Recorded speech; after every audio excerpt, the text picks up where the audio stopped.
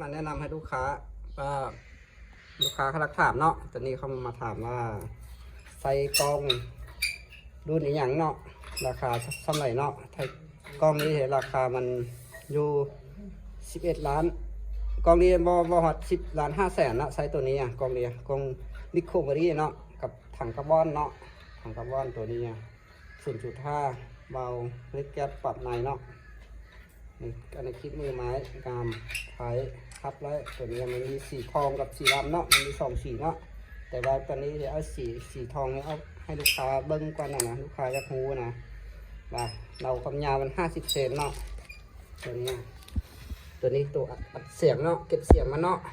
หลอดนี้เนาะรุ่นของดีของแท้เลยเราข้างในก็เป็นเรา XM8 เนาะอยู่ข้างในอ่ะรุ่นของแท้ยิงฝนมันได้70-80 เมตรคือว่าคนกำลังเสียสายไหมนะถ้าผู้ใดเคยสายแล้วมันได้ผล100 ปลายเมตร150-160 เมตรขึ้นกว่านั้นก็มีนะการวิธีมันมีโม่ตัวนี้เนาะ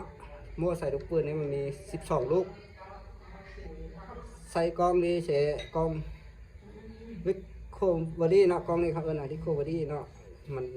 ราคามันก็ถือกว่ากล้องตัวนี้ราคามันอยู่ที่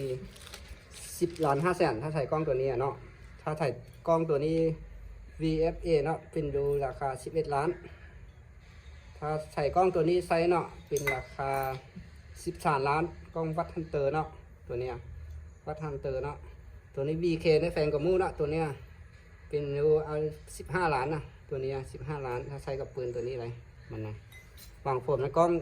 ราคาแพงมันก็เวลาเขายิงไปเขาก็เห็นแจ่มกว่าเนาะรุ่นดีมันก็ต้องแจ่มกว่าแบบยิงมันก็แม่นกว่าตัวราคามันต่ำกว่าเนาะ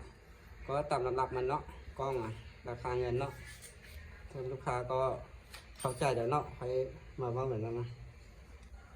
ตรงนี้กับตัวนี้มีตัว FX MC เนาะลูกค้าไหนก็มัก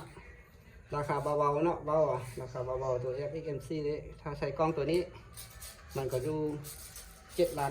เนาะที่เขาพอดีกับถังอลูเนาะถ้าถังอลูกับกล้องตัวนี้7.5 ล้านถ้าใส่กล้องตัวนี้ก็เป็นอยู่8 ล้านปลายเนาะถ้าใช้กล้องตัวนี้เข้าก็เป็นอยู่